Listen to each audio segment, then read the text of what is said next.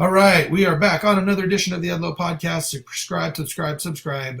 I really enjoy this podcast because I have such an eclectic group of different people. So far, if I don't know what the order is going to be specifically, but I've had myself on. I've had my 10-year-old son on talking about video games. I had an American Gladiator on. I had an independent pro wrestler on, and now I have Betty Kovacs Ph.D., who is an author, a speaker, professor, specifically talking about Western cultures and this what you I think you describe as a lost spiritual history of altered Yes, states of consciousness. Is that yes, right? absolutely. Right. Mhm. And specifically a more of the shaman-mystic spiritual tradition that is kind of prehistoric, right? Yes, because that's the root of all spirituality, the actual experience of spirit.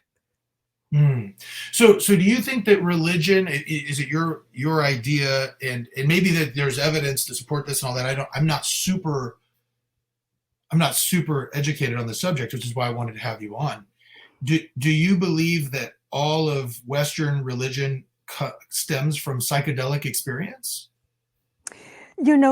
Some of it probably does, but whether it's psychedelic, that is induced through plants, sacred plants, or other types of sacred medicine, or it's spontaneous through ritual or other means, it is a spiritual, mystical, or visionary, or both, process in which the individual actually experiences spirit, the other Mm.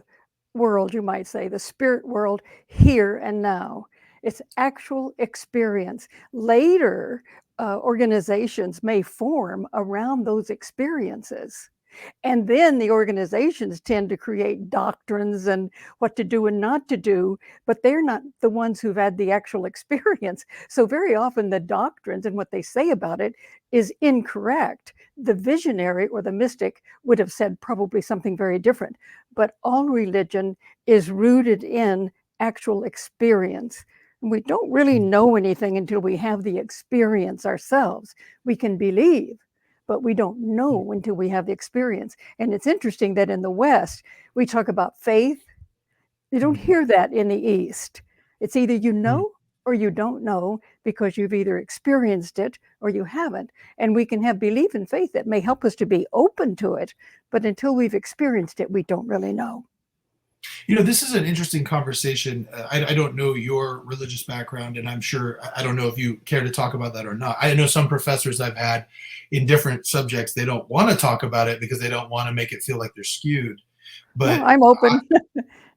so what is your religious background? Well, my family did not belong to anything, but they were Mm. very open and didn't have anything to say against any religion, Mm. And so Mhm. uh, I had a brother. We grew up in the country at first. We were there when we were children, and we were just experimenting and playing and out in nature all the time, long before television and radio. I think once a week we had 30 minutes, I think, of Gene Autry if we came in to play. So it was just being out in nature and trying to figure it all out. Even as kids, we Mhm. were trying to figure out. We used to play a game, what if there wasn't a world? And we'd close our Mm. eyes and squint and repeat it over and over and over again until we'd almost have that feeling that of nothing, and then boom, the whole world would come back in on us. And I Yeah. know one time my brother said to my mother, he was 3 years older than I, and he said, when I die, I'm just going to walk right up to God and I'm just going to say to him, I'm just going to ask him, how come all this anyhow? So this was kind of what we all were trying to figure out. Wasn't until much later my parents moved to a city. My brother and I would always find a church where there are lots of kids with kids programs, and whatever it was, we went to some of the most um, conservative to the most liberal. We didn't know the difference. We were just Mhm. there, and if they had a good program, then we were part of that. Mhm. So would you say when you went to the churches, were they mostly kind of Western Christian, Oh, they were that. Judeo-Christian churches? Yeah. Yes, I Do never you? came across Mormonism, but I did, it Ah. was a lot of Protestants, and we didn't go to Catholic either. My mother thought about sending us to Catholic school, but then too much money. So usually it was a Mhm. Protestant church, many different kinds of Protestant churches that we went to. So would you consider yourself a spiritualist or like a non-denominational Christian, or do you not? What do You you know, think you? yeah, it's all kind of difficult, isn't it? Because I was deeply, I think from a child, just wanting to know what Yeah, what's going on, you know? And yeah. so all my life I was kind of searching for that. So I did go to a college, a private college, which I worked my way through. You can't do that today. Uh, Mhm. uh, that was a Baptist, Southern Baptist. I was in the North, Oh, but I had been in the South, so I knew some of the what people. city were you in? I'm sorry to interrupt, but what city were you in? I was in Ferndale, Michigan, and Oh, okay. then in the South. I was born in Alabama, and then we lived in Arkansas. So I went to a college in Arkansas, Ouachita, it was called, Mm, and I had brilliant professors. I can say after going to the University of California at Irvine, I know a brilliant professor when I see one now. yeah. They they were, but they were Mhm, open. And while they were Christians, and I was too, at least I thought, but I couldn't really mhm, believe too much of it. They were just totally open. Said, "You're here to investigate, to study, to question, and find your own way." And mm, after the first year, I didn't go to church. But I was deeply interested in the life of Jesus, and I'd had in those Protestant churches, I had heard of the life of Jesus, and he really was a man that who seemed ethical and kind and loving, a good model, you know. mhm, But when I mhm, was in college, I realized I couldn't believe what the church was teaching me, and I knew mm, that I had to experience something. I had to know it, and mm, so that was the life of beginning of a journey to try to know it. Well, how could I know it? I had no, the Protestant churches had done all of their, and Catholic too, techniques of entering altered states. They had buried those when they censored the mystics and the mm, visionaries. And mm, so I just had to, I thought, well, the only thing I can do is study. And so I'll study religions, study mythology, study ritual. So that's how I began, is that I couldn't accept the belief system. I wanted to know for sure. And so I just mm, started studying. Okay, that was kind of left brain stuff, but with a heart, with a real desire to know. And then I was teaching.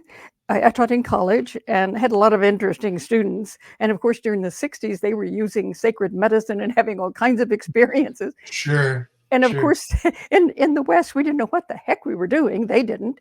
Mhm, And mhm, so my husband and I thought we would use sacred medicine, but we heard a lot of things about it, that it could damage this or that. So we hadn't had children. So we thought, well, we'll wait.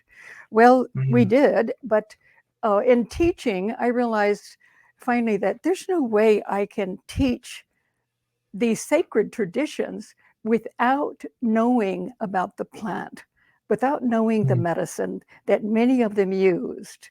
What am I, mm, some kind of phony that I'm going to be saying, well, I think this is good or bad, because many professors, oh no, this is terrible, this is fake, this is, when they'd never used it, never worked sure. with it. So Mm, my research showed me that now we know that 40,000 BCE, in the cave cultures, they certainly had rituals and spiritual traditions.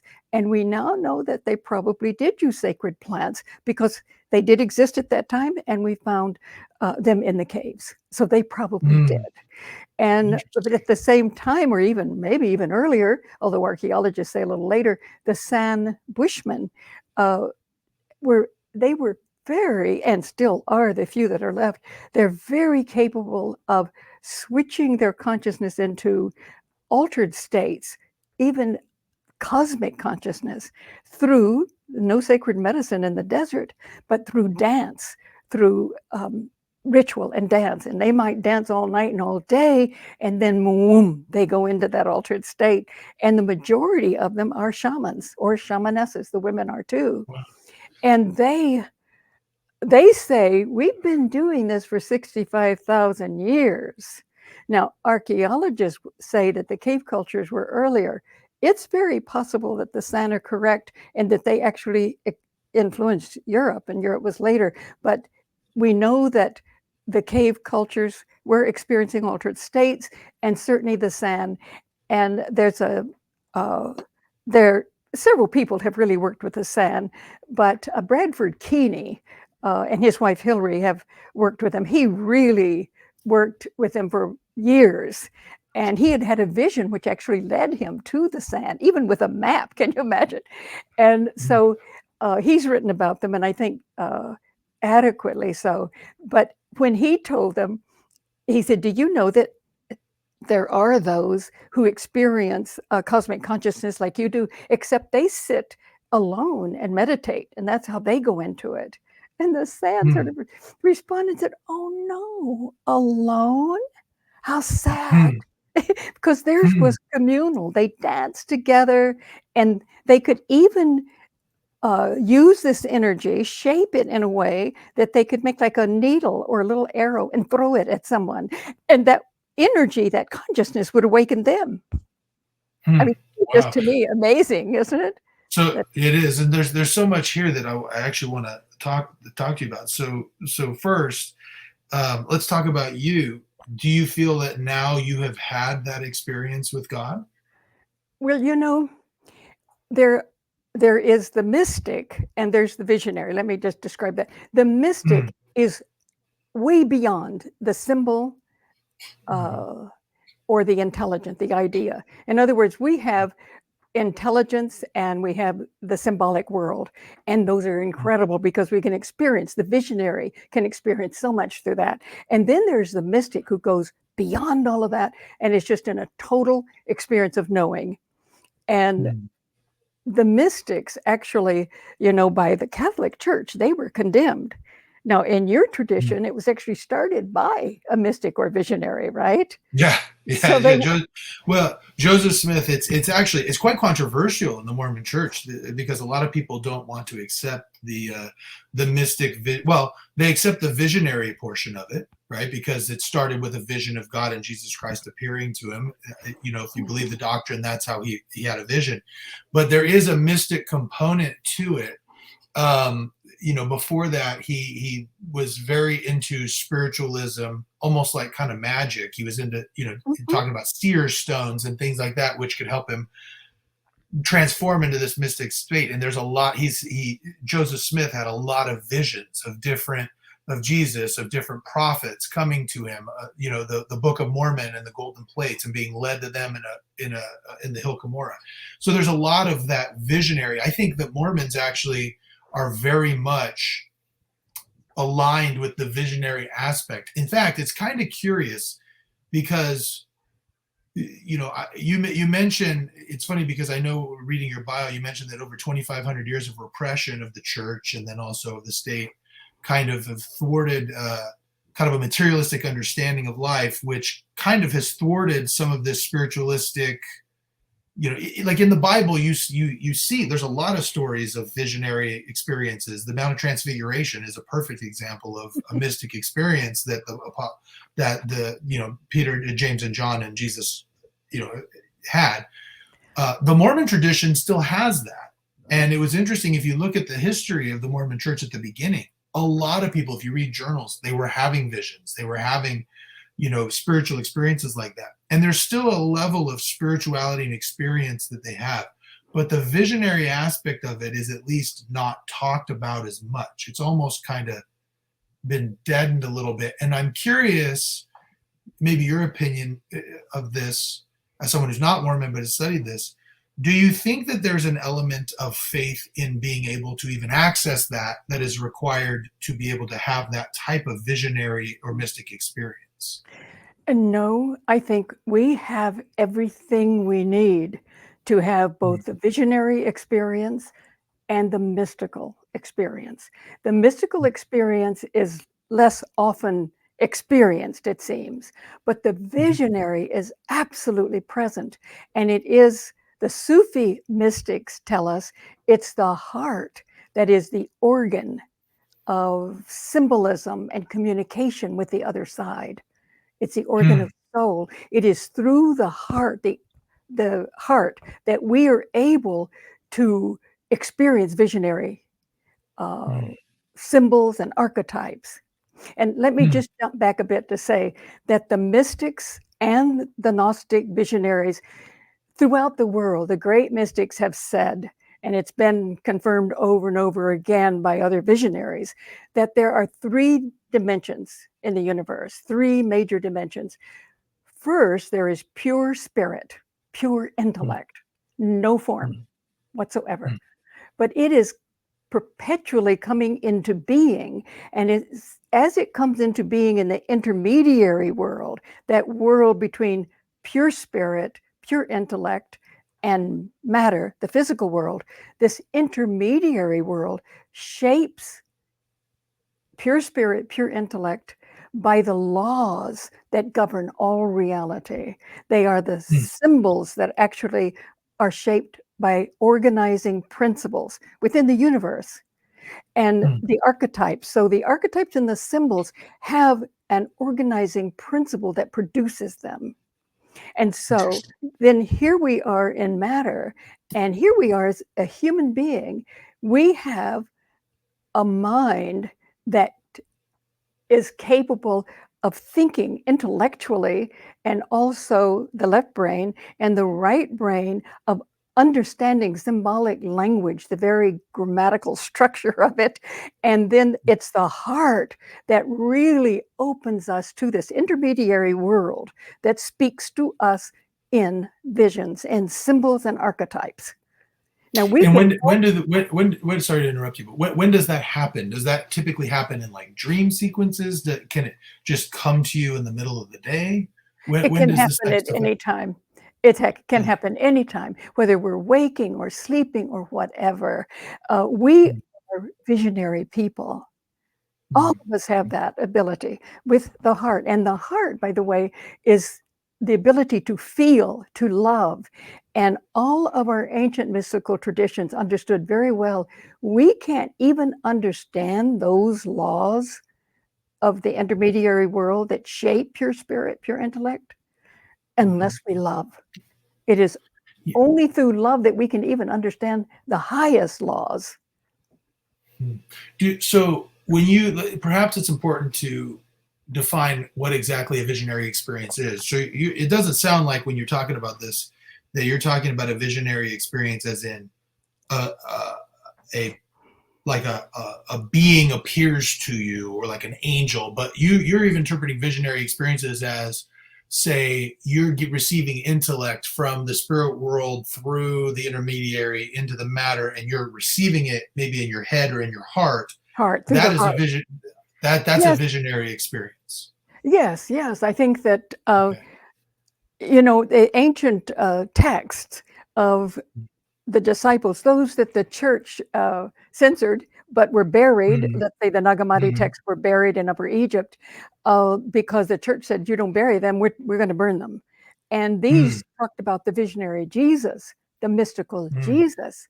And when Mary, who was also a visionary, before the church made her a whore, they needed to get rid of the feminine. But Mary said in these texts to Jesus, how does a person perceive the visionary world, the vision? Is it with spirit or soul? And Jesus said, with neither. We don't perceive it with the spirit or soul, but the intermediary world between the two. So spirit, pure intellect, the intermediary world, and then the world through the heart, the organ of soul. We open to this visionary world, and it follows the laws that organize the symbol, the archetype. It's not random, it's not left brain constructed. These are organizing principles. I taught myth and fairy tale for years. The fairy tale is a little bit cleaner, you might say, structure. It doesn't have as much history or biography in it. It has some, but basically the fairy tale, you can realize that this fairy tale is based on experiences of this intermediary world, because it shows exactly the lessons are always how we develop, how we learn, how we grow. And it's really exciting to read those. Yeah.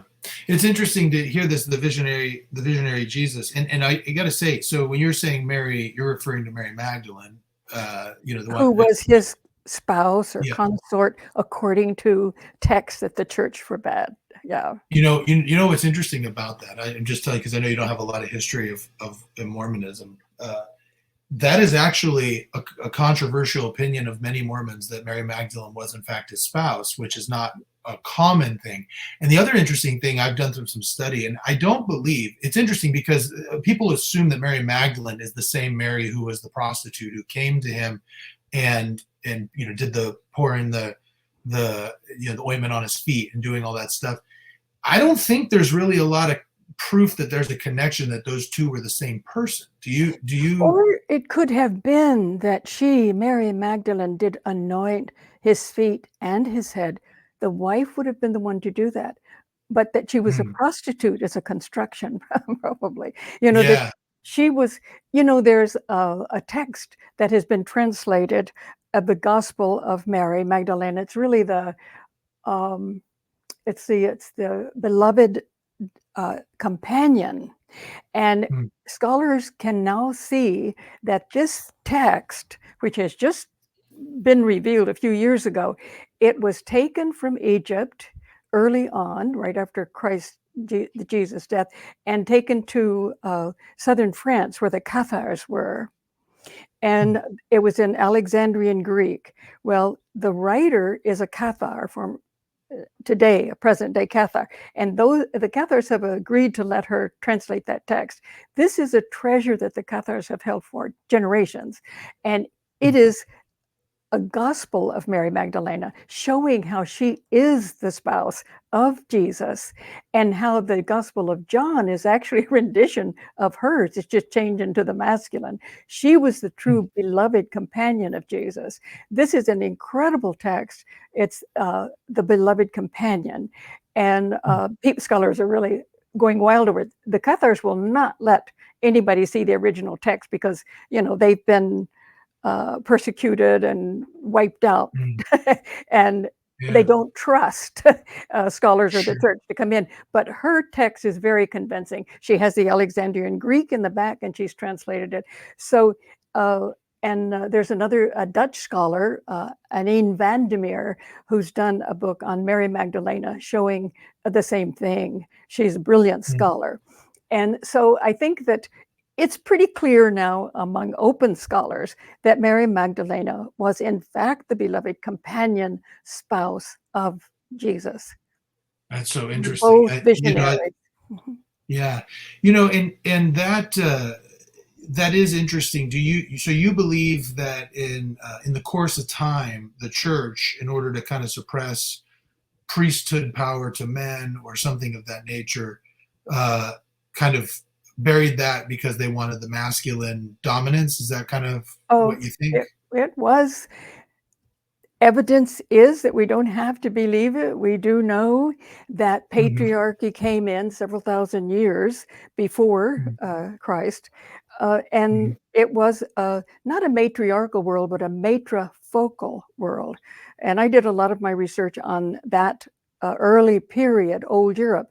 I met a woman over at UCLA, Maria Gembutas. We became good friends, and she was the scholar of Old Europe. And she showed that, she over 500,000 artifacts, which she's actually published so people can look at them. And it's like a beautiful, vast arena of symbols, because these people were in touch with the archetypal world, whereas Christianity cut a lot of that off, and there was only the masculine, basically, Father, Son, and Holy Ghost. Holy Ghost was feminine before Christianity. So here we have this world, and pre-patriarchal. And then the patriarchal came in with horses and weapons and restructuring of society. And you can see it. I taught mythology. You can see when that restructuring took place in Europe, shifting over. So yes, it has been, it's a group of people who came in, evidently from the Russian steppes. Maria Gembutas calls them the Kurgans, but they came into Eastern Europe and just swept it into, and now around the world, destroying and killing, and and with a simply left brain view of the world. And that's what we have that's still dominant in the West, that has caused the censorship of anything it can't understand. Ian McGilchrist has done incredible work on the emissary and its master, or the master and its emissary, I guess it is.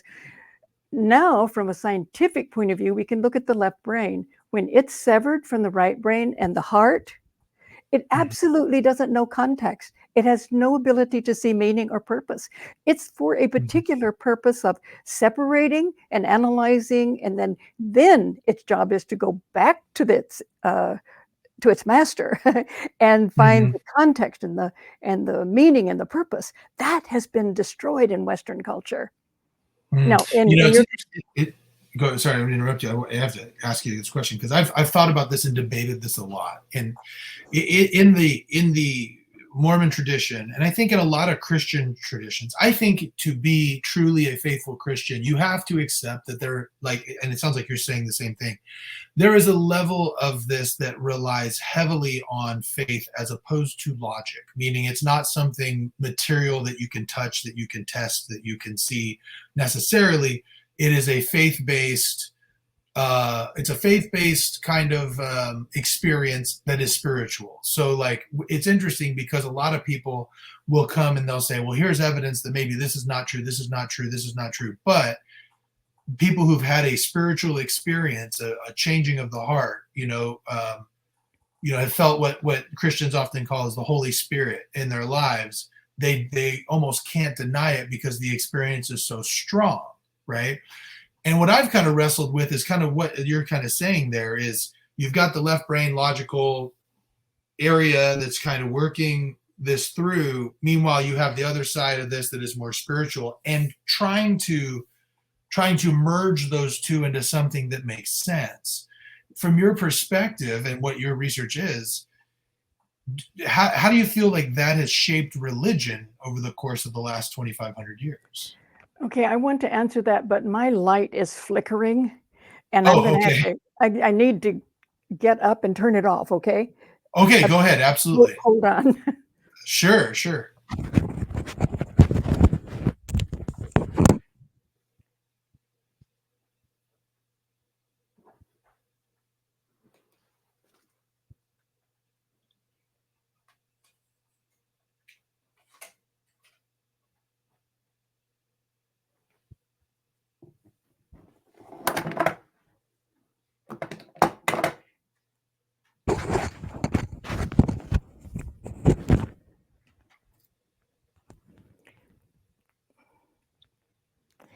There'll probably be a lot of flickering. I don't know how much it affected, but it's just better to have it off. Now, I was very focused on that, and so I think what you got is you wanted me to answer was about the faith-based or Yeah. So it's really more. I think what I think a lot of people struggle with is the logical versus the spiritual, right? Because a lot of the stuff, if you just look at it from a logical brain and you're looking at what you can touch, the ideas of things, mystical spiritual experiences, like the experience of Joseph Smith seeing God in Jesus Christ, or going even further back in the Mount of Transfiguration, or even the mystical idea of Jesus resurrecting, those types of things are very hard in the logical brain to work through. How do you think that has shaped religion in the last 2,500 years, wrestling between the logical and the spiritual? Well, I think it's been a disaster. And I think we didn't. Well, let me just go back a little bit to give a bit of the history, because it explains why we have a severed left brain. We didn't have that before. But in my book, Merchants of Light, I show how the cave cultures, the Sandwishmen, and especially the Egyptian was a powerful, mystical, visionary, and incredibly scientific culture. They did not separate the left brain from the right brain or heart consciousness. The Greeks did. And the Egyptians considered the Greeks like children because they didn't know how to use this separated left brain. And one visionary in Egypt, we have the record of it, tried to explain to a Greek what the difference is between the Egyptian culture and the Greek culture. And he said, we experience the universe. We study the universe. Everything that we know, we place within the context of that larger consciousness. Never do we just study physics or mathematics or astronomy as a separate entity. It is always connected and seen within the light of this larger picture. Whereas the Greeks would, and we, just study a particular subject, and we think we're so brilliant, and this was so incredible when we severed the left brain from the right brain and the heart, which we don't even think the right brain has any sense to it at all, or the heart. They don't even know of heart consciousness. So then there was the Hebrew. We now know that had been destroyed. We didn't even know that, but Margaret Barker is a great Old Testament scholar. She discovered that the first temple in Judaism was a shaman mystic tradition. And what happened to that? Well, there was a group of priests. We don't know who they are, where they came from. They came in and destroyed that first tradition. Now, the feminine was very honored in that tradition because in their literature, Yahweh was not the tyrant we see in Genesis today. He was a co-creator with wisdom, the feminine, his spouse. So Yahweh was married. There was the male and the female, which there has to be the left brain, the right brain. Now, they're not, the left brain and right brain are not necessarily feminine or masculine, but they have been symbolized throughout history, is that all of us have the left brain and the right brain in the heart. So the Judaic First Temple certainly developed this whole consciousness and symbolized it with Yahweh and wisdom. She was called wisdom. She was the tree of life. And everyone, and get this, everyone was free to eat her fruit. And if they did, they would be joyful. And if you held her fast, you would not sin, because she's from the heart. And the heart has the highest frequency. Love is the highest frequency there is, and it can only respond to its own kind. So if you're living from the heart, you're not going to be violent. And that these Jews knew that. These rabbis at that time knew that. And so wisdom was the fiery tree of life, the fruit of life, and everyone was welcome to eat it. It's beautiful, really. And so then what happened was that the Deuteronomists, whoever these guys were, came in and they were hell-bent to destroy that whole thing.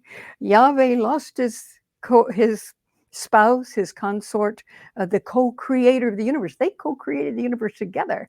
And now she's gone. And these Deuteronomists, they got rid of the wisdom literature of the Hebrew text, got rid of it.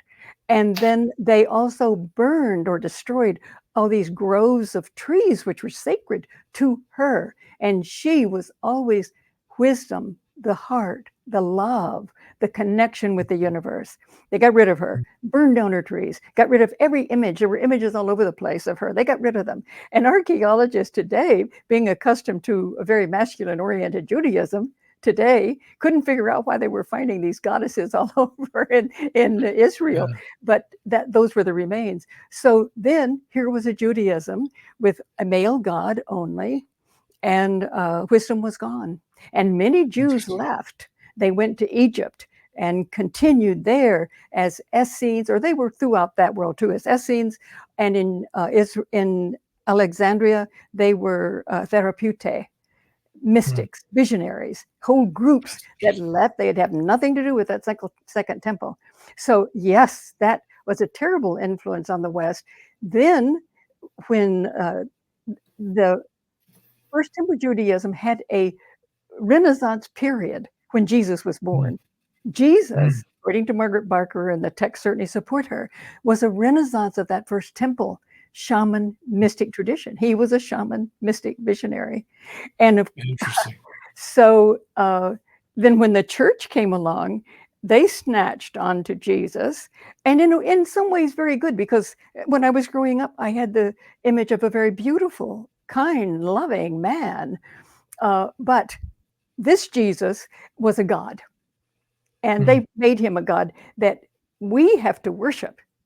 And that in the Nag Hammadi text, Jesus says, I did not come to save you.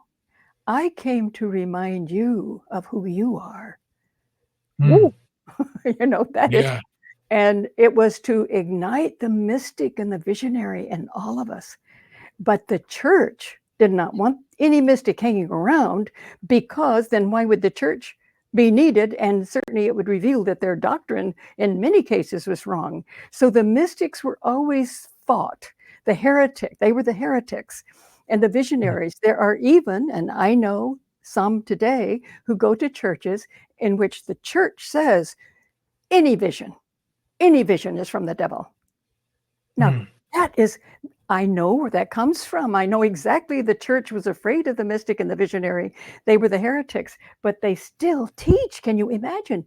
This is who we are. We are mystical, visionary people. That is our first language, the language of vision. And it comes with feeling. So, we can't look in a book and say, oh, this is a symbol of this. The feeling, we kind of know. We hold the key to our own dreams and visions. We can talk to others, we can read everything we want to, but we know from the feeling, yeah, that's right, or no, that's not. Yeah. So yes, that's how it influenced Western religion. Western religion is a left-brain religion. It does emphasize the heart, but Jesus, you always see Jesus with the fire, the heart, the light. And so it is compassionate, and it does have that, but not in the sense that Jesus is showing us who we are. We have the ability to be this. This is who we are. It's so interesting, some of the things, as somebody who it comes from the Mormon tradition, so interesting that you bring up a helpmeet for God, or a wife for God, a spouse, because we believe that too, that there's we call them a heavenly mother that isn't really talked about so much. There's not a lot going on, and they have very kind of, views about why that's not talked about much, that sound a little patriarchal, right? Like, kind of like God loved her so much that he didn't even want you to speak her name, kind of thing, which I don't know if that's doctrine, but that's kind of the prevailing cultural explanation. And so it's interesting to hear that in these mystic traditions, that some of these things did come, that are more ancient. And it's interesting and fascinating to see how men trying to figure this out have kind of messed it up a little bit, or a lot. Do you think, going back to that Mary Magdalene text, so do you believe, based on that text, do you believe that it sounds like you believe that Jesus was more of a shaman, visionary person than even the Bible proclaims him to be? I think that the man who was named Jesus was definitely a shaman mystic. And for a long time, I didn't know whether it's even historical or not. But I know that there were many therapeutae or Essenes, and Jesus was probably an Essene, that were mystics and visionaries. So he could have been an aggregate of, or just a view of the mystic who refused to go along with the Second Temple. They went along with the shamanic visionary temple and its sacred texts, which were saved in Egypt. But I'm quite willing to think of Jesus. Certainly, the text are evidence, and there's so many of them. We're beginning to put the dots together. There's so many wonderful scholars working on this now, so they're putting the dots together. And yes, the evidence is pointing very clearly to Jesus as a visionary, and Mary Magdalena as his spouse, also a visionary. But I think I just think that I know people who believe in Jesus as a God, Well, Mhm. perhaps we all are divine. In fact, that's what Mhm. our ancestors wanted us to know. We are all immortal, divine, and creative. And that's what the church would like to have wiped out. So Mhm. the church did destroy our ability to become who we are. And anyone who did go the mystical way um, was very close to excommunication, or certainly bad Mhm. things were said about them, just like today things are said about you. This is an old habit. It's not anything Yeah. new. Right. That it's so fascinating. As I'm talking to you, I'm realizing how much of my own, Mormon restorationalist tradition is very mystical in that way.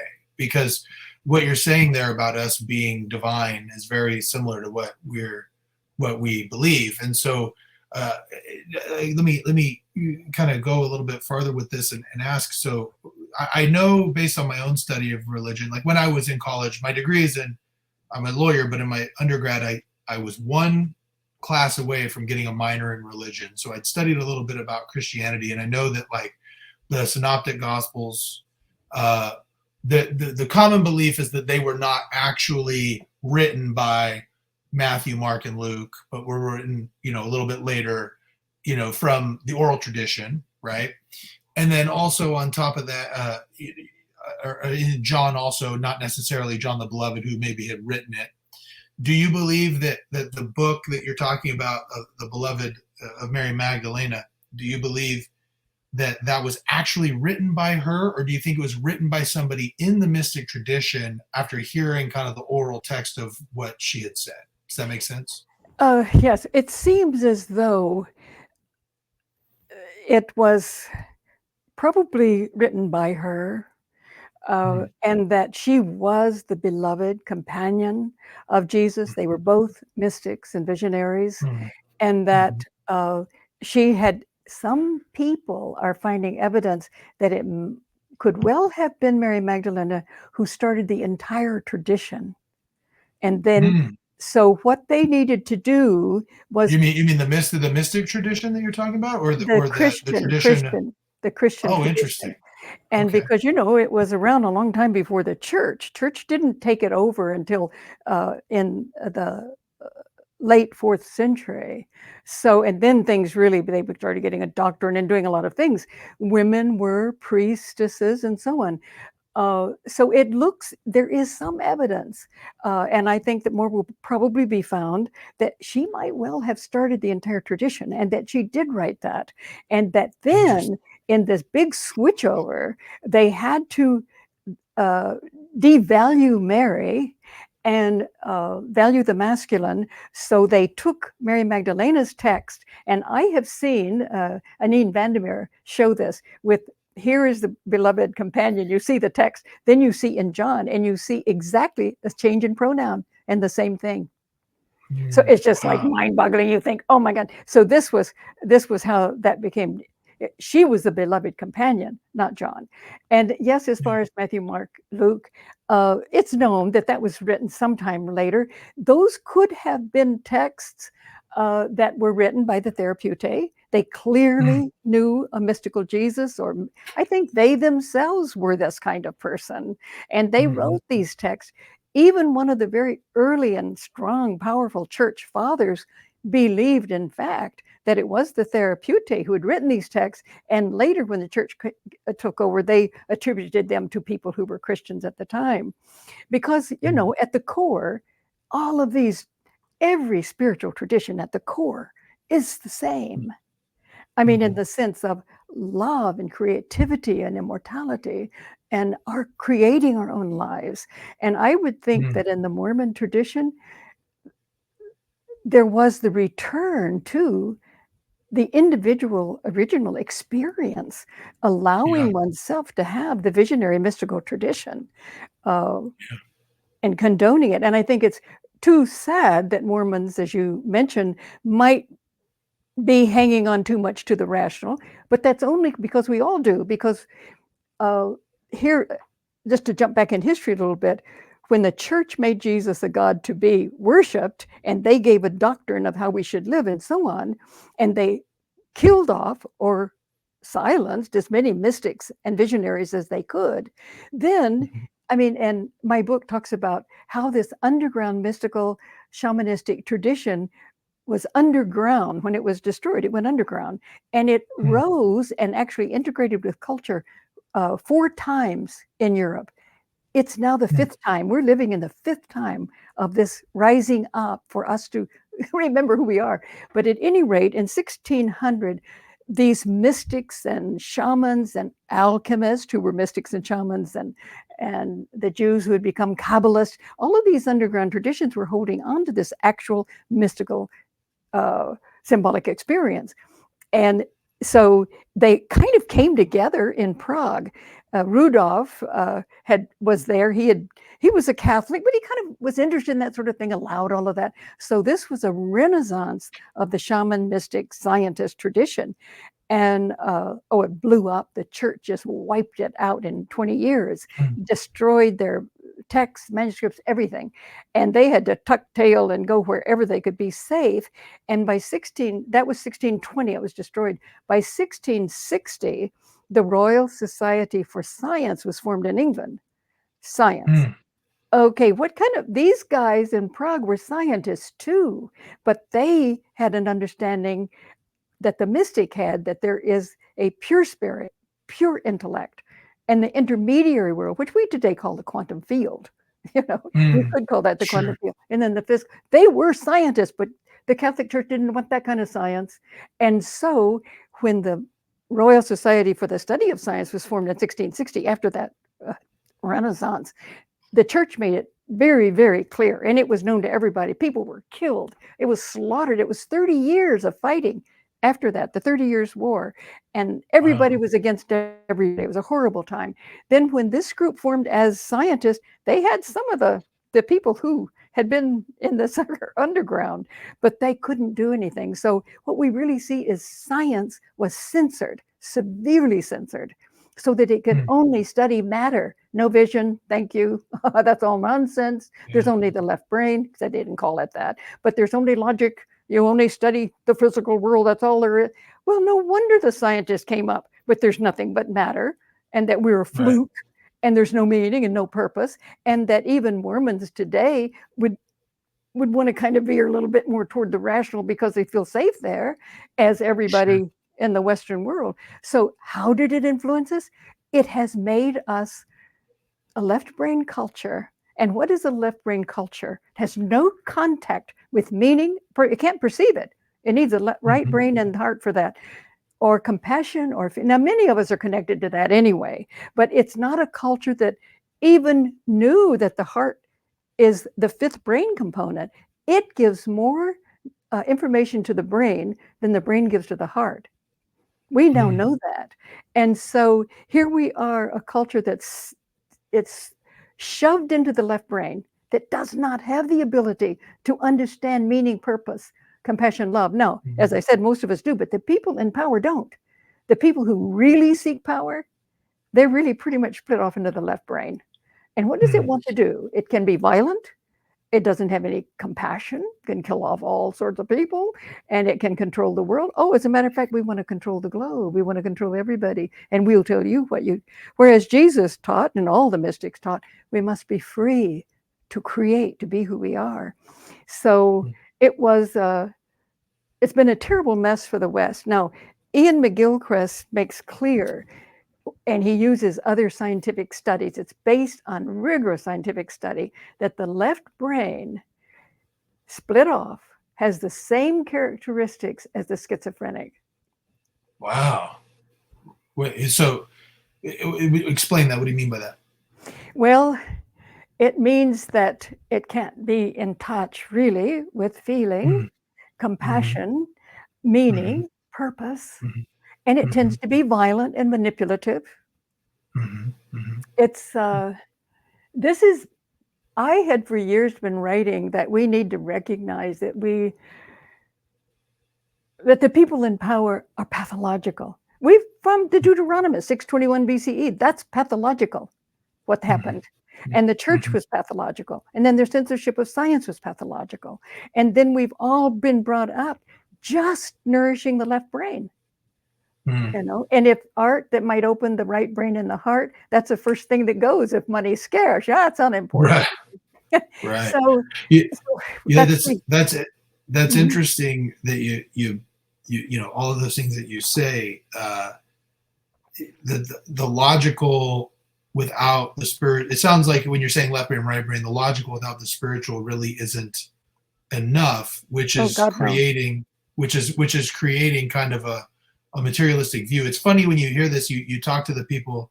I've heard it said once, when it comes to the people who who are the evolutionists, they don't believe in any miracles except for one, the Big Bang. That was the miracle. And then other than that, like, there's no other miracles but that one thing, that everything came from a pin drop and exploded and then it's all there just from nothing.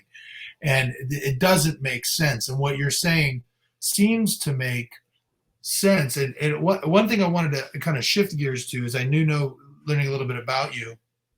This is particularly interesting to me because I'm actually a personal injury attorney, so I deal with a lot of car accidents, and I know that you've experienced, some hardships and deaths for your mother, your son, your husband, all in separate collisions, motor vehicle collisions, which I'm very sorry to hear. I know what that does to people. I deal with it all the time.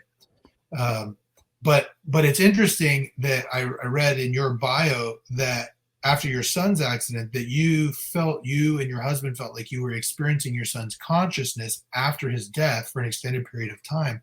And I was curious, what do you mean by that? Well, what I said, and I had spent my life questioning everything and searching and reading and researching, and I And had by the way, gone. but real quick before you go on, let me ask you, it that has to sometimes be exhausting for you. Yeah, it does, it does, and but when I was teaching, I loved that because I was teaching in the 60s and 70s, and these students were dynamite. And we were kind of all learning together, and it was very exciting. And they were knocked out. And it'd be about, of course, we had the mythic and the symbolic archetypes, and then we had of these texts, and I had a lot of slides of different symbols. And then when we began to put it all together, we were just knocked out. So we were kind of learning. That was very exciting. And I always thought, oh, I wish I had time to write, because I didn't. Well, I had a family and I wanted to give my time there too and teach. And then when my son was killed, and then my husband, and then I retired early, and suddenly I had all of this time to do research. And it's kind of interesting because it was sort of like, you see, this is the way we planned it. And so, Mhm. what did I mean when I said I was in touch with Ph.D.'s consciousness? Um, I would go into a meditative state, and sometimes it came spontaneously that he was just Mhm. present. Mhm. Now, I did not see the image, but Mhm. I knew where the energy was. It was almost always in the upper right hand space, wherever I was. I don't know why. And we talked, and we had Mhm. long conversations. And in the miracle of death, I have many of these, both from myself and my husband. And my husband, he was a great guy. He was not interested in this kind of thing at all. And he was very tolerant. And I went to Peru twice with study with shamans. I Mhm. just I wanted to experience something. In fact, when we were in Puno and we had spent all day meditating, we're going to have a vision that night. They were going to use San Pedro, the medicine San Pedro. I said to the shaman, give me double, because Mhm. I had taken LSD twice, an Mhm. adequate amount, and nothing happened. And I Mhm. remember the shaman saying, nada, nada with LSD. And so, but well, it kind of reneged near the end. I think I got 1.5 times. And of course, I saw what appeared, I didn't know what it was. Well, how could I be sure? But it was like suddenly that whole mountain and Lake Titicaca was on the other side. We'd been there all day meditating. Suddenly it was filled with spirit beings. They're running back Mhm. and forth and with high crowns. And then I saw a dog running. I saw children. And my friend from Ecuador was there, and I wouldn't even look at her. I wouldn't take my eyes off. And I said to her, do you see what I'm seeing? She was saying, Yeah. yes, yes. And then when we got home, we talked about it. She saw the same thing I saw. Wow. Well, anyway, so where was I going with that? I had had that experience, but I still didn't know quite. And my son hadn't died yet. That was before any of the deaths. And so when I went home, I kept kind of working with this in meditation and music. And then I worked with a shaman who did use sacred medicine.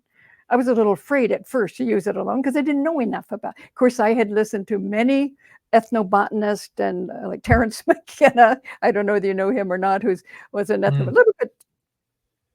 I didn't always agree with the way he integrated it into his life, but he was knowledgeable about.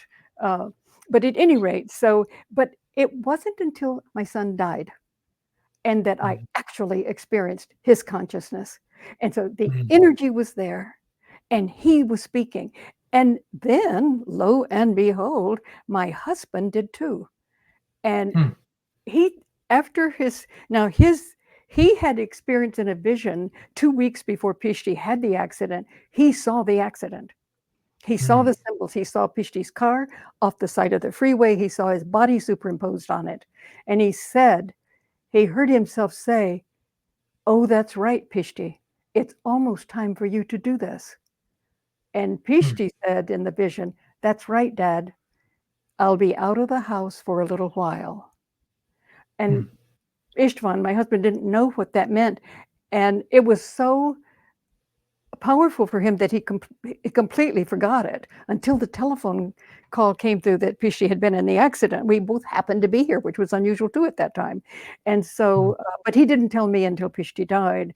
But he felt all along, he will die. I know it because I saw it in the vision. Whereas we were hoping in the 13 days he was there that perhaps he would come through it. He had a girlfriend. We were there every day with her too. All three of us were there together with Ph.D. So then, okay, after he died, we had this memorial on Saturday.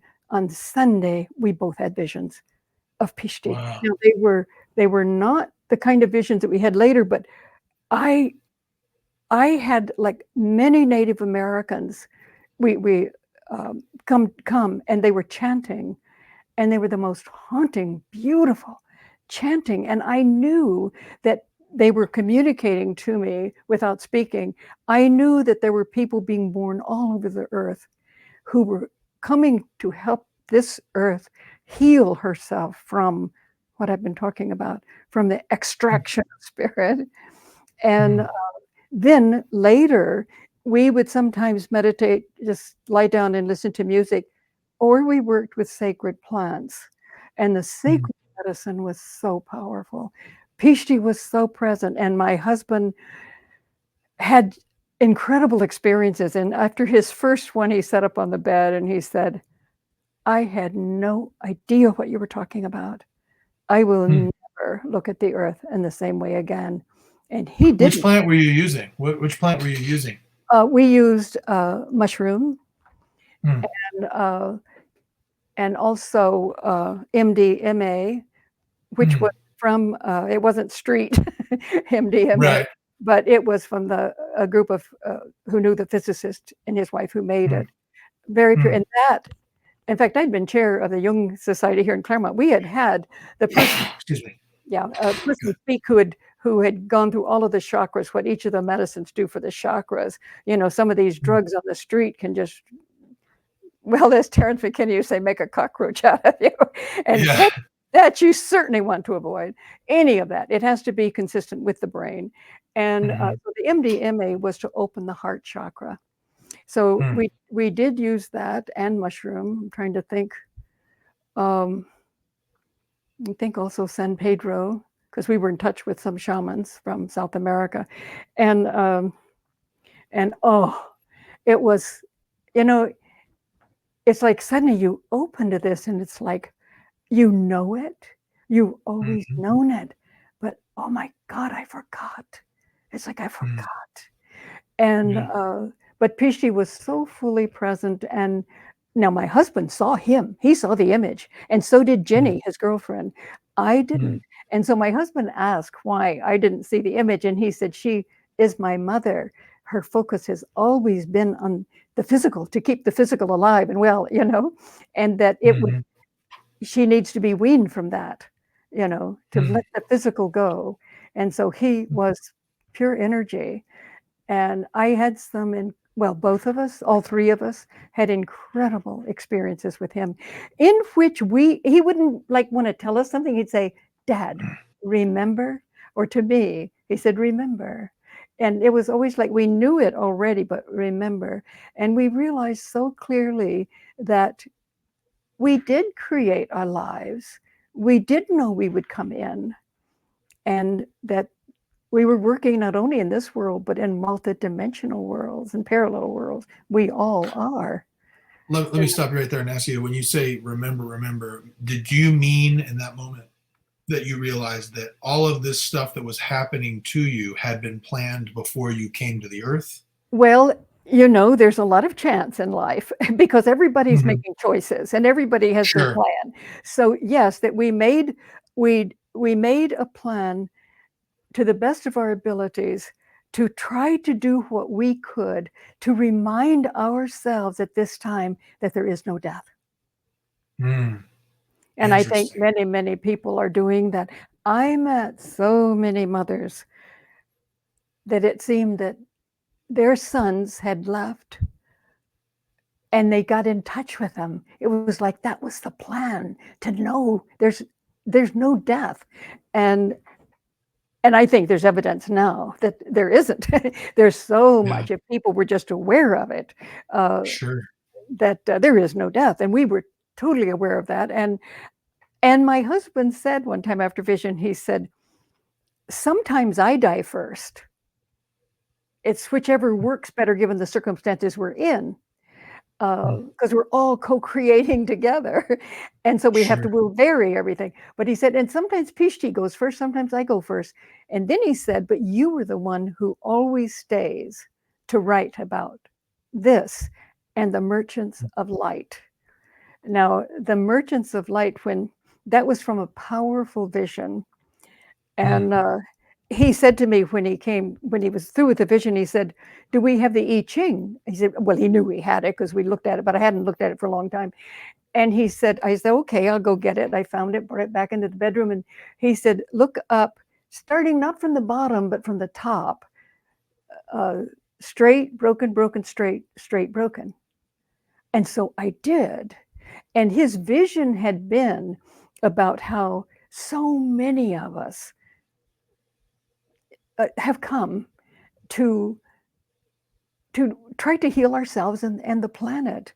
And we mm, have to work on what caused this decay, what caused this stuff. And his vision was all about decay and our coming to mm, work with that. I had had these visions with Anubis, the Egyptian jackal, and he is one who takes in decayed food and distills it, transforms it into life within his own being. And that's, of mm, course, what we do. We heal the world only by healing ourselves, mm. by Interesting. transforming, distilling that darkness into light. Well, so what was the hexagram? 18, working on what has decayed. We both almost Mm, fell out when we saw that was exactly what the vision was about. And I said, "How could you remember? Straight, broken, broken, straight, straight, broken." Oh, he says, "It's easy because that's merchants of light, because there's mm, the straight and then the M, broken, broken, straight, that's an M, and then L, the straight, and then the fallen L.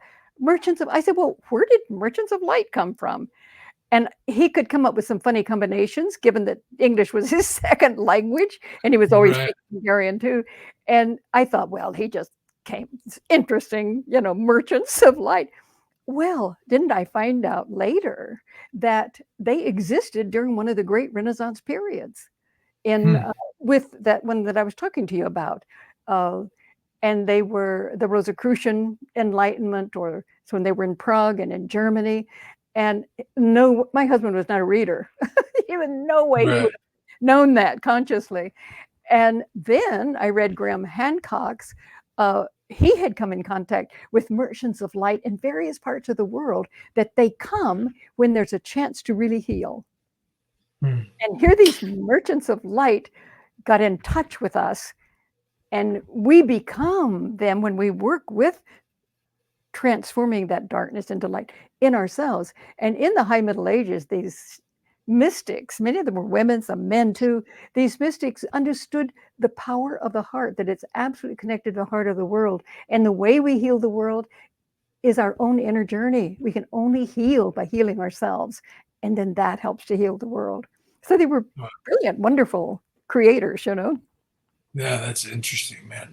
I have to ask you now, the left brain and myself has to ask you this. So you have these visions. It sounds like all three of you, his girlfriend, you and your husband, all had spiritual experiences with these psychedelics. And sometimes spontaneously, sometimes. Sure. Do you ever question yourself and go, okay, maybe this is stuff in my own head that I want to believe as it actually being real, or was it so strong for you that you can't deny it was real?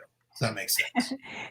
Yeah, because I'd been trained academically, right? And yet I had always sought this information. So I would have an experience while I was in the vision. There was no question, this is real. And then when it wasn't in vision anymore, it's like the left brain, who'd been taught that it's a, that believes a fiction of superiority, right? The left brain always thinks it knows. You got to have its left brain support, or it's nothing. Either it's evidence from the left brain or it's not true. So my left brain, which I didn't accept, I didn't think correctly, but I had been brainwashed on an unconscious level that I didn't even know. So my left brain would do exactly that. When I was no longer experiencing the vision, it would jump on it and try to tear it apart, rip it to pieces, gnaw it to death. And this is where my husband came in really helpfully, is that he had the vision, and excuse me, he knew, it was no questioning it. And his left brain didn't get in and claw it to death. And so he was an anchor for me. And he had experiences in which he knew things there was no way he could have known, Yeah. It's interesting. The reason I bring this up is because I find myself, one of the things I wrestle with, listen, I'm trained in the law, right? Everything is logic. Everything is logic. Exactly. It's all about logical reasoning and making logical connections. But I also have had incredible spiritual experiences through my tradition as a Mormon that I feel like I can't deny because they were so spiritually powerful. Exactly. And so the hard thing I wrestle with, like, for example, you brought up how in the Mormon tradition, they've kind of called back to the individual spiritual experience, which we call personal revelation, meaning God will reveal things specifically to you. Exactly. Right. I am always wrestling with, if I feel an experience like that, I'm always wondering, okay, is this just me, or is this coming from God? Right? Is this a mystical experience, or is this just me wanting something and feeling it? And the funny thing is, I'll just say as a rant of this, what I have found so interesting is in my own life, when I have something that I feel, because the hard thing is when something happens that does not make logical sense to you. Like, it's something that comes to you that didn't make sense, right? And you're like, well, that doesn't make any sense. Why would I do that? And if I don't follow it, somehow I end up in the exact same position that I was supposed to be in, but it's way harder and more complicated if I had just listened, if that makes sense, right? Right, absolutely. Yet no matter how many times that happens, I still find myself in the place where, like, I'm still questioning, even though it seems as though every time I have that experience and I question, and I don't like I've never had an experience where I've had that experience and I just did it and it came out terrible, right? It always came out okay. But I've had several very significant experiences in my life where I didn't do what I felt. It didn't make sense, but I didn't do it. And then I ended up in the same position that I felt I needed to be into. But I look back and I go, if I had just listened, I would have avoided so much heartache and pain if I had just listened to what I felt God was telling me to do. Exactly. So how would you, if you're talking to somebody, you sound to me like somebody who's kind of, even though you're in the same position, you have kind of shifted over to where you believe more. Maybe I'm wrong, but this is what I get is you believe more in the spiritual than the logical, and you tend to follow the spiritual more than the logical. How did you get there? Okay, I want to say this is a real crucial point. Mm-hmm. First of all, the symbolic archetypal experiences are not irrational. They do not lack logic. The right brain has a poetic logic. It is it develops prior to the right brain. Everything the left brain gets comes from the right brain, and it is poetically logical. In other words, the symbols and the archetypes have logic poetically because they're in symbols. The language is symbolic, but it is absolutely rational and logical. The left brain would have no logic without the right brain. What I experienced in my experiences, of course, I love the left brain. I love its ability to think through things.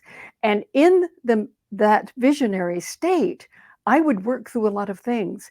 Never was the left brain so rational, so beautifully working as in the symbolic experience, the mystical or the symbolic Gnostic experience. In the visual experience, and I'd think, well, if this is true, then what about this? I'd go to these details, and the left brain was absolutely brilliant, more so than it was when I was awake and not quite as connected, to the right brain and the heart. So I would say I was not one who could believe, so I don't believe. I had to go through years of experience and other people's experiences and connect the dots. And actually within a powerful visionary experience, you can't question it anymore. There are a few that I had that nothing could make me question it. So it's not a matter of belief. I finally, after all these years, and I was in my 50s when the deaths occurred, and there were years of visions and that kind of thing. But as I say, my husband was a stabilizer, I have to say, but I had to have the experiences myself in which I'd have to say, even when I'm no longer in it, I know. Let me give you just one, I think the most powerful experience I had, which was before any of the deaths. And this, I remember I went to Europe. I was almost a year in Europe studying, going various places. And I was right after that vision, and I'd constantly say to myself, I mean, I went to the caves, these cultures, I did all these things. I have to say, okay, there is no way that I could have made this up. There was no way that this wasn't real. And what it was that three women together, we were three, two other women and I were doing a ritual. And we were working, I was with sacred medicine, they were not. And suddenly, we were doing a ritual for our children and the children of the world, because as I say in Miracle of Death and Merchants of Light, we have bequeathed to our children a toxic myth that is not true. And we need to give them, as Goethe would say, the pure clay for them to create their own worlds out of the pure clay of what really is. Well, anyway, we were doing this ritual, and suddenly I was in another world.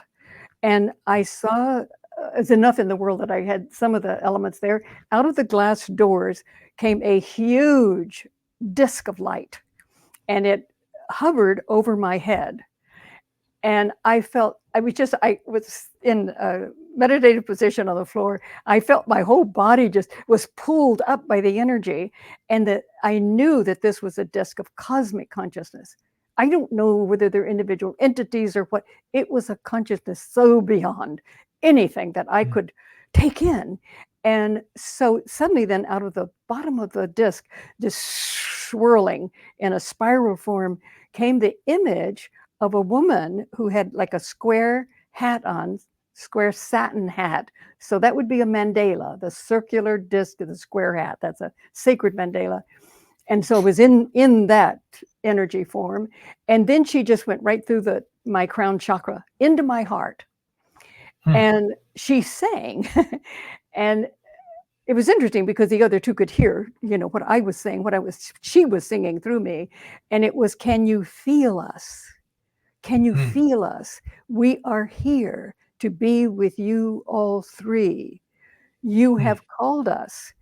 Your planet has called us, and we are here. I knew in that moment that there was a powerful consciousness coming to the planet because the planet itself had called for this higher consciousness for ourselves so we could heal ourselves and our planet.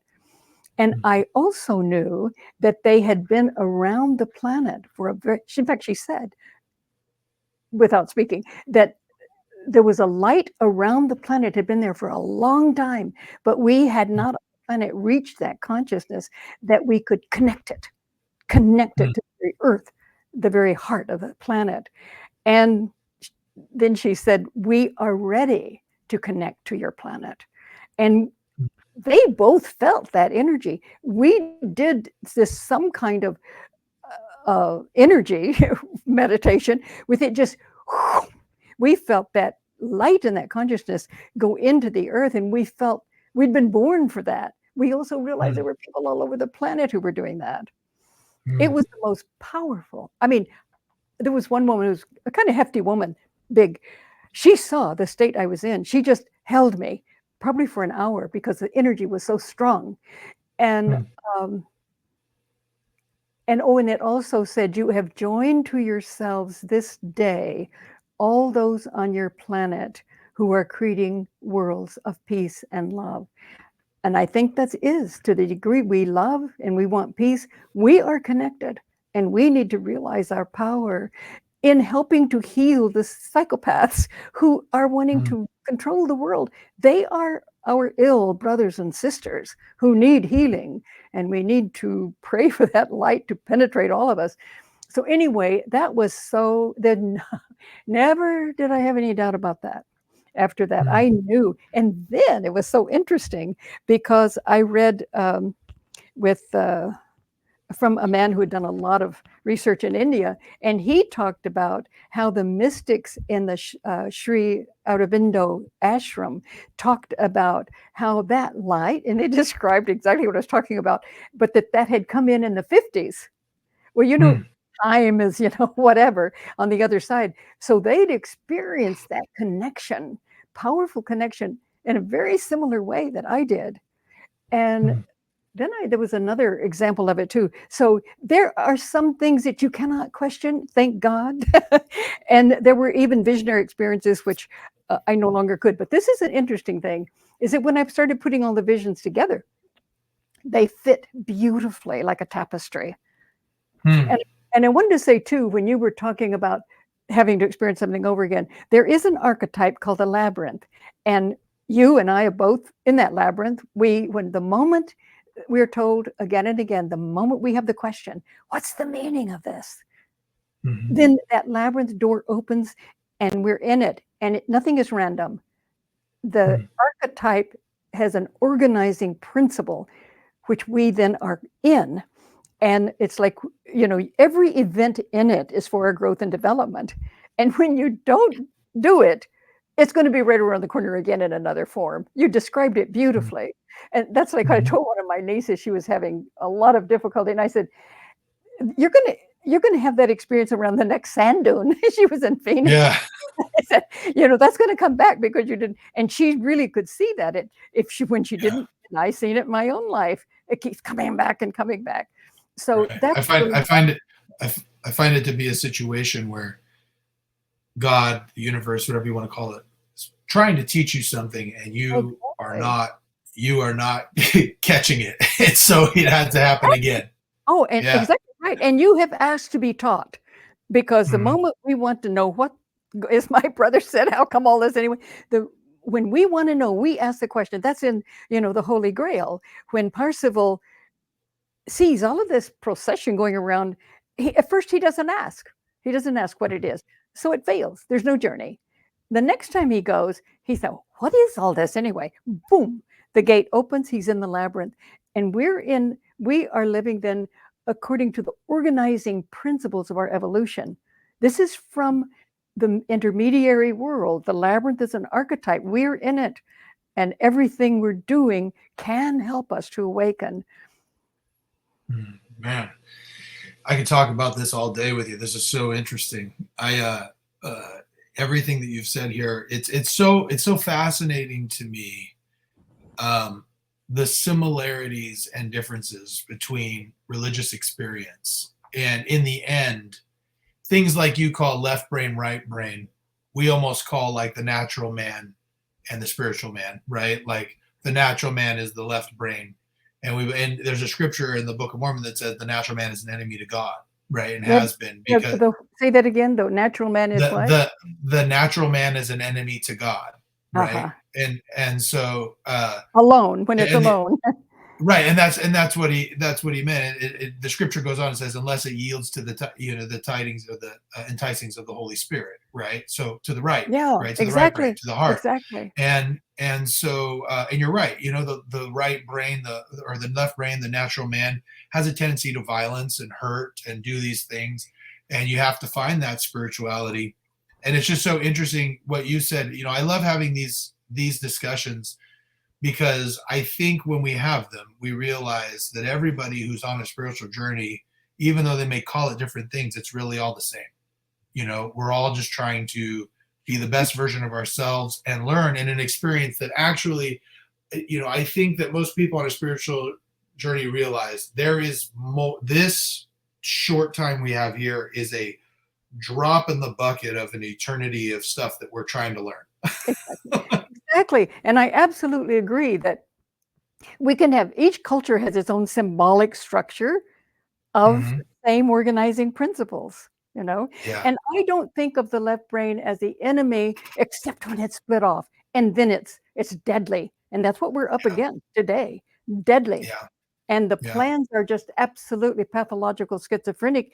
We need to know that, Right. and know how to deal with it. But I think that I look at the more natural person in the earlier cultures. It was the right brain develops first. The right heart develops very first in the uterus too. But the heart and the right brain, and it's only later that we develop the left brain. The right brain gives it to the left, and we had incredible cultures. And there is evidence enough now to know that there were cultures that we don't know about. There was a worldwide civilization, and it would certainly seem that these people had they had developed a kind of balance within our own mind, because there's, of course, the spinal cord going into all of the components of the brain, and the left brain, right brain, and then prefrontal lobes, and then down to the heart. It should always circulate, going that way, rather than going back to fear. Anyone who wants to control us will try to scare us to death, because then energy goes back to the spinal react, kind of thing, and fearful and violent. But keep it flowing, and it goes into the heart, and we find other solutions. We know now what our ancestors knew very well about the heart through heart math. Have you heard of that organization, Heart Math?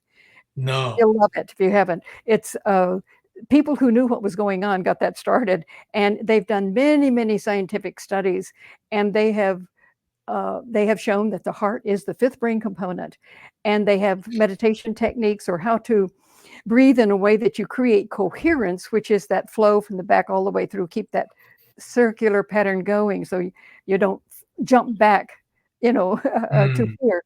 Keep it going and into the heart, or even meditate with the heart consciousness. Ask the heart, and then imagine breathing in and out from the heart, and the heart connected to the heart of the world. But they've also, for instance, students who were aggressive or having trouble learning or whatever, they get them in these programs, and it heals their aggression, and it helps them to do very well in school. Plus, they just all kinds of things Heart Math has discovered about the heart. So in this fifth renaissance, we know that the heart is the fifth brain component, that it is connected to the quantum field, that is the symbolic archetypal field that gets all of its information from pure spirit, pure intellect, and that it seems to me, although I don't know much about the Mormons, is that it returned to the source of spiritual experience Mm. within each individual that you can trust. And Mm. the reason we have trouble trusting it is because we've got 2,400 years of brainwashing that there's no such thing, the heart's nothing, and it's only left Mhm. brain conscious that matters. We've been ignorant in the extreme, but that's our brainwashing. Our generations, and there are many generations going on now, that are here to heal that severance, that separation, that sphere, that or thinking that something can only be validated by the left brain.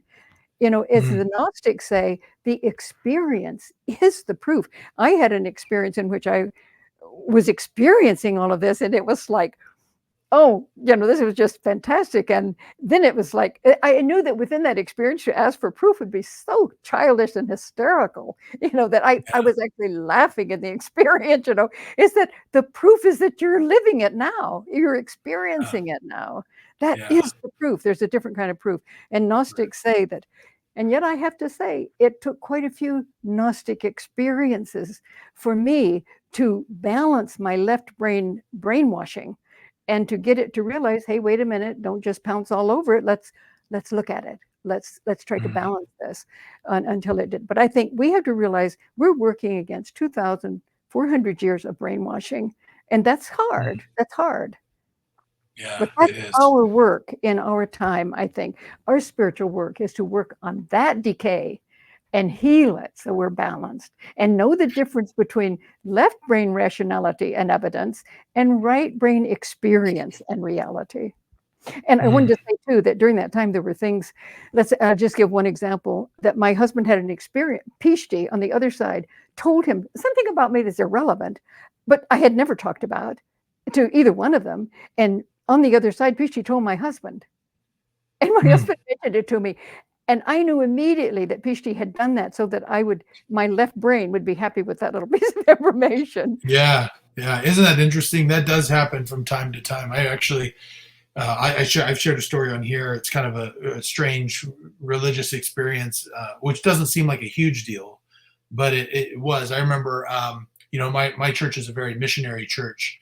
And so I can't remember if it was Thanksgiving or Christmas, but I was playing basketball in the morning, and two of my four children were with me, and they were really, real small. They were like maybe 5 and 3, right? And I took them with me and got them a donut. They were all sugared up. And after basketball, my mom calls me. My mom calls me and says, "Hey, I forgot something. Can you stop by Rite Aid, you know, and go get it?" And so I'm taking my kids to Rite Aid, and they're being absolutely horrendous. Like they're just being crazy little kids running around, and I can't control them, right? And I'm sweaty and smelly, and I just want to shower, you know. And I look over to the side, and I see a guy who I hadn't seen in a lot of years, who I've known his whole life, but I hadn't seen him come to church for a long time. And I got a distinct impression that said, "You should go talk to him." And I was like, You should do and I what? was, You should go I talk. should, I should go talk to him. Just say hi to him, Oh, I see how see. he's doing. And in my head, I was looking at these two little kids just destroying everything in sight. And I was like, I do not have time to talk to this guy. I gotta go. And I left. And the next Sunday at church, I was in a church meeting before church with some of the people who were kind of running the church at the time. And this lady goes, "You're not," you know, they asked if anybody had any missionary experiences over the last week. And she says, "I had an experience." She worked in a dental office, and she's like, "I was at the dentist's office, and you're not going to believe who walked in." And it was the same guy that I had wanted to, you know, that I felt I needed to go talk to. And she's like, and I just got this impression that I should just go. I wasn't working on him, but I should go over there and talk to him. And so she's like, I went over and talked to him, and he goes, "You know, I've been thinking about coming back to church, and I just haven't. Maybe I should." And she's like, "And he'll be here today." And I was sitting there, and I was like, Oh, that could have been my moment. And I just know that was I look, you know, you can look at that and say maybe that was a coincidence or whatever, but I look at that as that was the universe or God teaching me, all right, these things are going to happen whether you help or not, right? exactly. But you have an opportunity to work in this great work of the world that needs to happen. And the thing that's such a struggle is, like I said earlier, is even though I have these little experiences and some are greater experiences, you still struggle with that left brain, right brain, like logic versus spirituality thing that goes on. But you know, uh, so let me ask you know, I ask everybody to, you know, I want to try to wrap it up because we've been going for a while. I have three questions I ask everybody. They're kind of existential questions, so I hope you'll humor me with this. That I ask everybody, and the first one would be, what would you consider to be your greatest success in life?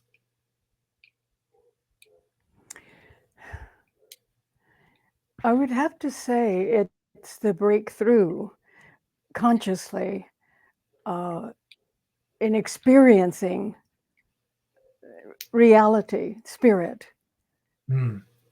and then working on integrating it. I said Hmm. in the Miracle of Death, I had been living in 1 square inch of life and calling it reality. And But yeah, let me ask on that. That's interesting. You just caught me with something. So, do you think I recently had some experiences that I haven't shared on here. Maybe I will one day.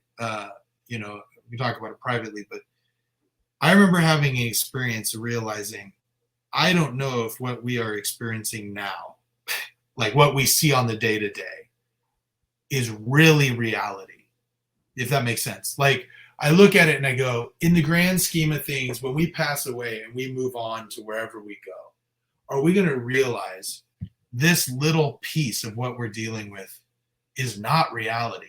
All of it is reality. Does that make sense? I think all of it is reality. I always had a little trouble with the Easterners talking about Maya as not real and so on. It's just the way we talk about it. I like to think of it this way. We are here, and you Mhm. and I are experiencing each other. We're experiencing this reality. We're growing, we're developing, we're failing, we're succeeding, all of these things. This is a reality that we have created in order to have these experiences, co-created, let's put it that way. And it's real in that sense. I think when we're on the other side, we will see that we have created this in order to learn. But it's not just a meaningless game. It's powerfully meaningful that we Mhm. are here. I mean, the stakes are high, and we are playing the game, and there's so much we can succeed at, so much we can fail at. Um, it's powerful, and I think there's a larger meaning and purpose behind it that we only catch glimpses of. But at least Mhm. I do think that we certainly are learning. It's real in the way that we need it to be real. You know, some people say, "Oh, it's just virtual reality." Well, it's a reality for us, and that's what we Mhm. made it for. That's what it's for. The whole cosmos. It's like, consider the Big Bang. The mystic says it's the divine breathing in and breathing out, breathing Mhm. in and breathing out. And we're in the out, you know, creating these worlds and co-creating. And yes, when we're in the source of all reality, I think we'll see it in a different way, but it's very purposeful and very Mhm. powerful. I mean, in a way, I think, okay, the divine without form, I would say that there is a love from my son, my husband, and without form, that love is still there. But how Mhm. fun, how nice it was that I could have a child, this little guy that I could, you know, when they're a child, when they're a baby, you can hold them and squeeze them and kiss them, and you can express your love, you know, so beautifully in taking care of them. And of course, as a male child grows, you're careful, you know, you let that child Yeah. become himself and be free from you.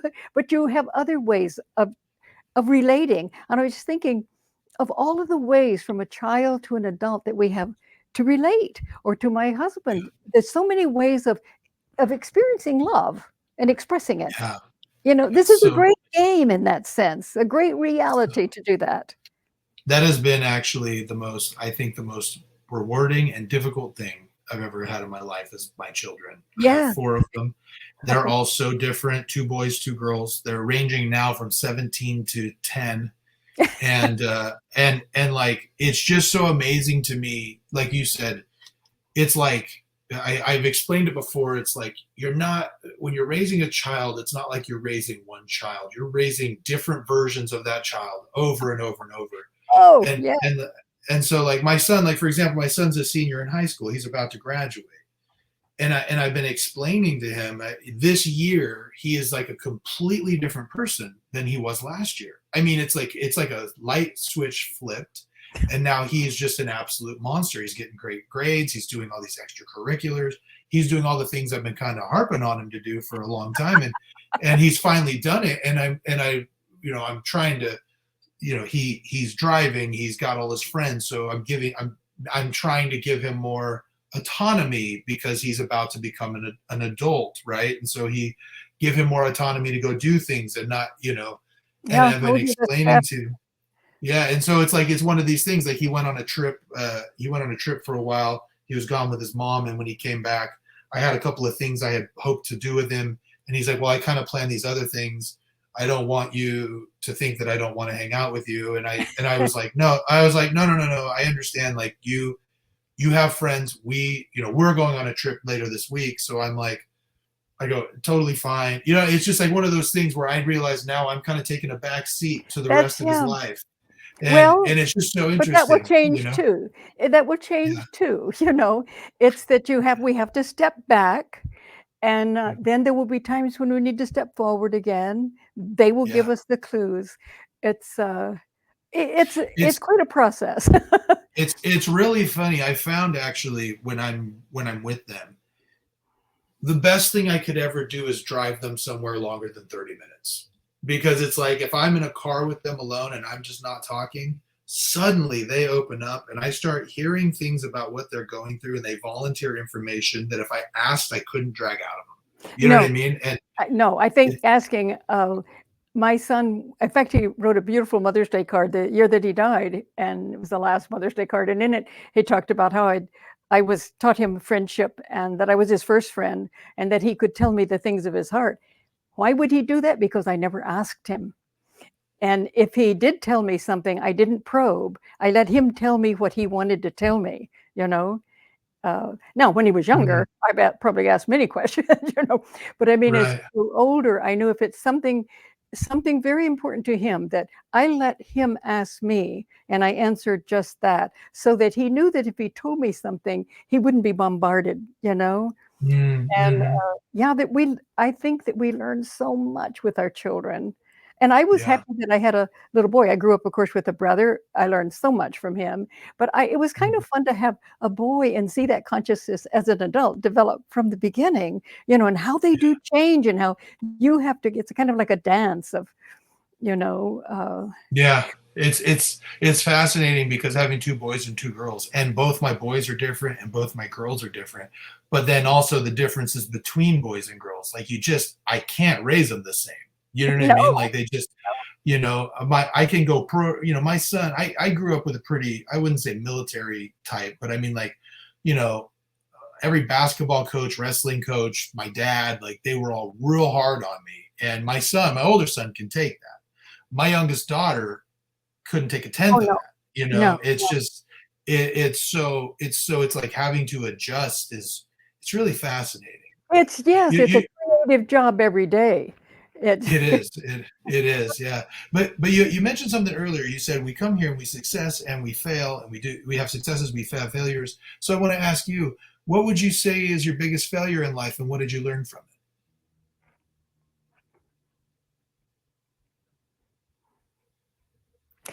the biggest failure, goodness. Hmm. Maybe the biggest failure I had, funny thing about it, is not believing in myself when I was younger. I it? think many many of us don't know who we are. We don't believe in ourselves. But I think just in the way that the patriarchal world looked, there was something in me that did. I went forward anyway, but there was a lot of, oh, you're just a girl, you don't need to go to college, or you'll just get married, or what do you know about it? And I was the the good thing was I was determined to go beyond that. But I think the failure was rather consistently on at least a small level of not believing enough in the Mm, the individual, the myself. I think that yeah. our whole culture suffers from not not knowing our own power, you know? Oh, 100%. Mm. I try to, one of my children in particular, we just had a big discussion about this. She just has a little bit of a defeatist attitude. I hear a lot of "I can't," Mhm. and my son did that too. My older son did that too. My oldest daughter is just I sometimes wonder if she's just a robot. Like she just is just got like she is on top of it all the time. I just don't have to, you know what I mean? She's very hard to deal with, but she's very on top of all of her stuff. It's just really interesting. My but it's so interesting. I've started explaining to them the expectation effect. I'm not sure if you've heard of the expectation effect, the idea that they've linked based on these studies they did with rats, that they got a group of rats running through a maze, they split them up, and they told one group, hey, these rats were specifically designed and special, they're able to run through it faster, they're going to be able to do it, and those rats ran it twice as fast as the others, which suggests that there is something about your expectation that does affect Oh, performance. I'm absolutely certain of it. It creates an energy field because Right. we're in an energy field. The field affects us and we affect the field. So it's Yeah. really true. And that's why it's so Yeah. important to have confidence, Yeah. and to be positive. But people tell us all the time, oh, you can't do that, especially with in my generation, women. It was like when I went to graduate school to get my doctorate, it was like, well, what are you here for? To study women's studies? Yeah. I mean, dude, what are you thinking? Yeah. That you would have Yeah. the nerve to say that. I mean, but that kind of Yeah. silly stuff that you have to kind of Yeah. just rake out. And Oh it's much yeah. better today. It was much worse earlier, much Yeah. worse Yeah. earlier before me even. Well, yeah. Well, it's interesting you bring all that up because yeah, I think there's definitely something to that. I remember telling my son, when we had a rule that you don't start dating until you're 16 and all that stuff. And so Good. when it came time, I kind of had some conversations with him and I explained to him how important confidence was to attraction. I was Oh, like, absolutely. That's good. it, yeah. And I told him, I go, in fact, I developed a rule. It was my rule I developed for myself and I shared it with him. I was like, when you have I go, when you see a girl across the room and you look eye to eye, if she gives you a little smile, you have 5 seconds to get up and talk to her. And he's like, why, what? He's like, why do you say that? And I said, because if you wait longer than 5 seconds, you're going to talk yourself out of it. Right. And I Yeah, was yeah. like, so you have 5 seconds. Yeah, Oh, so I was that's like, I don't funny. care if you're in the middle of a conversation or what, you stop it and you go, because otherwise you're going to convince yourself not to do it. And then the other thing I told him was, I was like, listen, when you talk to a girl, and I think this goes for everybody. I was like, if you let's say you're into something, like he's a big musician and he likes the band Green Day, right? And I go, okay, so you like the band Green Day. If you say, hey, I like Green Day, and the girl says, boy, I think Green Day sucks, don't go, oh yeah, I think it sucks too. Be Yeah, confident in what you like. That is exactly. going to be more appreciable. People appreciate that more than you just That's being agreeable. authentic. Authentic. Yeah. Yeah, and it's so funny to watch him grow into. I mean, he has it easy. He's a blonde hair, blue eyed, 6'3" guy who plays the guitar and sings like an angel. Like Oh, he's wow. not he's not going to have a What's not problem. to be But attracted to? you're right. He's not having any problems. But it's just one of those things where that mindset of like I really believe this year he's realized, oh wait, if I really do apply myself, I can have everything I want. And now he's So getting important. everything he So wants. important to And know. and I wish more people did that. So Oh, so so that last question for you. I find this one really interesting. One day you're going to pass away, and there's going to be a funeral. And when there's a funeral, there's going to be a eulogy. What do you hope the one thing is that someone says about you in your eulogy? that I love them and that I was there Yeah, for them, yeah. and actually I'm so old that when I do die, I've said to my friends, look, you guys just get together, have a glass of wine, and just have a good time, you know. But Yeah, but yeah, yes, because uh, to love is the most important gift we can give anyone. Just as you're giving all this love to your children and with wisdom, You know, Yeah. we can do nothing more important than loving. And my husband and I met a young girl who was 14 in Vienna. It turned out by this way and that we brought her to America when she was 18 the next day after she arrived. She's now 7. And she, we, her son was also killed in an accident. In fact, our lives were kind of similar. And then her husband was a Japanese friend of ours who died last year. And so we've remained close all these years. And then after my husband died, I met a family he knew, and so I brought this young Hungarian woman who's now a scientist to live. She lived with me 5 years after that, and just I would want to do what I could do to help people. There's so many people who just need just a little something to get where they need to go, and I hope that in a few cases I've been able to do that because I hope they'll know because I love them, you know. But I know that was the last question, but I want to say one other thing that I think is crucial to the whole thing. When I was talking about those pieces of evidence that really made me know that what I was experiencing was real, is that, and I'll try to be as brief as possible. When I was pregnant with my son, I had a powerful dream vision in which I went upstairs into an old school building that had been my mother's, although I'd never been there. And there was an old man sitting there, and there were like Chinese lanterns hanging, and one of them was very elongated and it was lit and pulsating. And I knew that that was the spirit of my son that would be born to me. And the old man then looked at me and he took a pipe and he was smoking a pipe. Out of the pipe came a painting that was faced toward me. And in the painting, I saw a young boy. Now, in those days, we didn't know what the gender of the child would be, but it was a young boy came in and he walked very, very quickly and he was carrying like a bag of, but not much, on his back. And then very quickly, not long after that, he turned to the left quickly, walked back up the hill, and went into bright light. He just, first of all, it was like multicolored lights and then bright light. So he'd come into the picture. Oh, and when he came in, there was a gate that to him was death and to me was life. So, but it was very interesting that I knew that that was the spirit of the child that I was carrying. And the dream was saying he wouldn't be here very long. But I didn't let myself go there. I looked at it in a whole lot of other ways. But after he was dead, I looked at all of these dreams that I'd had 2 years before he died. I had many, many dreams that he was going to die, that he had died. And in one, oh no, it wasn't your son, it was my friend's son. But I mourned and mourned and grieved and cried as though it was my son. And I had 2 years of those. It wasn't until I looked at it as symbolically, when I went back, I saw all of these pieces and I put them together. It was very, very clear what was happening. And then my husband had that vision of his death, you know.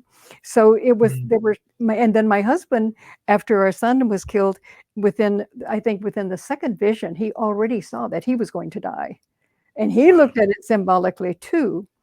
But there were just pieces like that over our lifetimes, when we could stand back and look at it, we put it together. And there was the vision that we have to know and hopefully find out through our experience, and it took me a very long time, that the visionary experience is absolutely consistent and organized by pure spirit, pure intellect.